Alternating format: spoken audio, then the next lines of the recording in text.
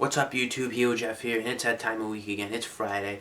It's time to take a look back at what happened in this past week of WWE, or maybe I should say, just pro wrestling, because today's video doesn't really touch on just WWE, more on TNA than WWE this week, because TNA was in the news a lot this past week in pro wrestling. And let's just start with the first thing that happened last weekend. There was a rumor that WWE was going to buy TNA.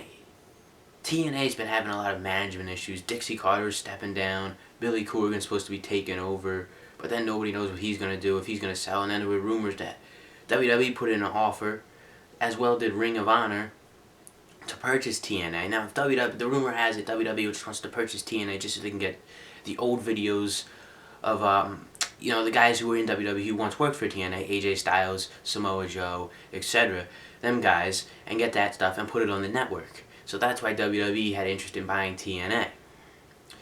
But then over the week, the rumors have kind of fizzled down, and it's less likely that WWE is going to buy TNA. And I haven't watched TNA in a while, but I've heard good on it. I actually heard it's been good. People have been saying it's watchable. It's been better than WWE's current stuff they're putting out. I have not watched it. I have not watched it since Aces and Eights, like 2 or 3 years ago, whenever that was. I was watching like every week back then, but then I kind of just stopped. Last time I watched in a while was Final Deletion. That's like the only time I've watched in like the last year, I think. And Final Deletion was good too. I was thinking about. I said I was gonna come back and watch next week, but I just completely forgot about it, and I don't remember it. So that's that. But anyway, yeah, WWE was interested in buying it, but those rumors have went down. Doesn't look like it's gonna happen, and I don't think TNA needs to sell. I think they're doing pretty good, as what people are saying. And anyway, another thing I gotta touch on here, and Cody Rhodes officially a part of TNA, or shall I say Cody, because that's what they're using him as, because they can't use the name Rhodes. WWE has all the rights to that name, so they're just gonna call him Cody for now. I wonder if they're gonna work out like a deal, maybe a deal between them. I don't think that's gonna happen, but where they can get him to use the Rhodes name on TNA, but I don't think that's gonna happen. But it's kind of awkward just calling him Cody. I'm sure they'll make about a million mistakes though on the show by accidentally calling him Cody Rhodes, just because it's just what you would call him, and we all know him as Cody Rhodes, and it was just weird saying Cody. So yeah, he's going to TNA. That was announced. TNA announced that Thursday, and they aired some vignette of it, I think, on their show. I did not watch. I really got to start watching. I mean, I guess I'll have to watch next week. I think they have a pay-per-view this weekend, Bound for Glory, this Sunday. Maybe I'll start watching after that and get into that again, because I heard it's been good. So maybe it's worth watching. If people are saying it's better than WWE, then I should be watching it. I mean, alright. So anyway, Cody Rhodes, he's going to TNA, as well as his wife, Brandy Rhodes. She has been signed as a knockout. That's what they call the women over there on TNA. So they're both a part of TNA. That was announced earlier in the week, so they're going to TNA.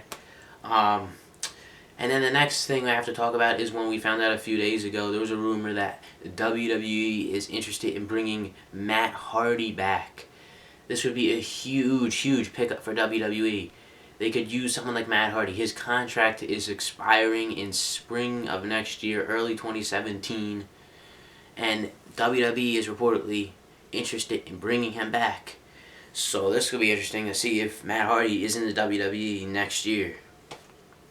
That would be a huge pickup for WWE, though. I would expect if they were to bring him back, he would definitely go to the SmackDown brand, because SmackDown is in need of help. And it'd be interesting to see what WWE does with him, where they place him in WWE, because he's the biggest thing going in like TNA right now. He's their top guy, but if he comes to WWE, where's he going to be? Is he going to be a top guy? Is he going to be a mid-carder? Where would he fit in? I mean, I feel like they might bring him in as a top guy, but then kind of slowly move him down to like the mid-card.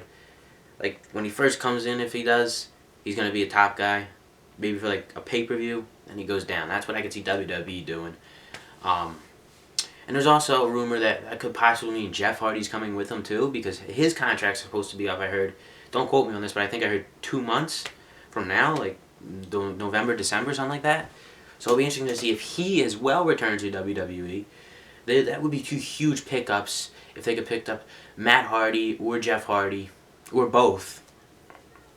WWE needs anything they can now. They would be 2 huge additions to what they currently have. They need help though, especially that SmackDown roster being as as thin as it is, I could see definitely maybe both of them if they would have both come going to the SmackDown roster, because SmackDown needs help. I mean, they're putting on good shows, but like the roster is just so thin. They need more talent on SmackDown. Anyway, one more thing to touch on.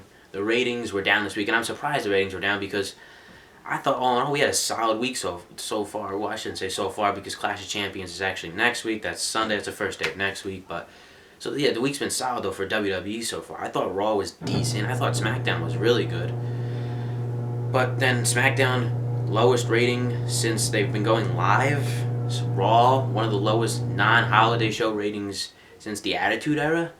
I was looking at the ratings all year for Raw and how it started. It has just been on a downhill. It has just been going down. It's been going down, down, down. It just continues. It goes a little up, then it goes right back down. They were averaging about 4 million viewers in the beginning of the year. Now they're down to about 2 million average. Not averaging 4 million. I would say about maybe like 3.5 around there. Now they're down to like 2.6, 2 point something like that. That's what they're getting every week on Raw and SmackDown. It's been low too. I don't know why. I mean, why the ratings were so low this week. I'm kind of surprised. I was surprised when I saw that the ratings were actually lower this week than they were the week before, because I thought Raw was decent this week. And SmackDown, I was shocked to see that there's the lowest rating of the SmackDown Live era, and I thought it was one of the best shows they put on, maybe the best of this new era in SmackDown. So that's interesting to me, what they're doing there. But we'll see. That's about it for WWE this week. Well, not just WWE, in pro wrestling. I don't think I missed anything. It wasn't a huge news week in pro wrestling. Next week will be probably a little bit bigger with all the WWE pay-per-views, TNA pay-per-view, and TNA. Wait, Clash of Champions is this Sunday, so TNA pay-per-view is... Yeah, it's not this Sunday, next Sunday. Bound for Glory. Their pay-per-view is next Sunday. I said it was this Sunday.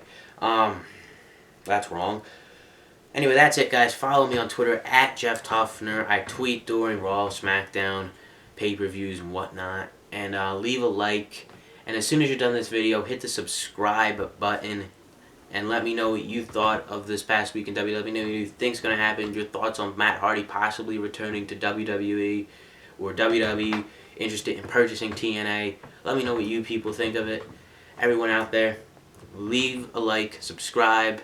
Thank you for watching if you watched.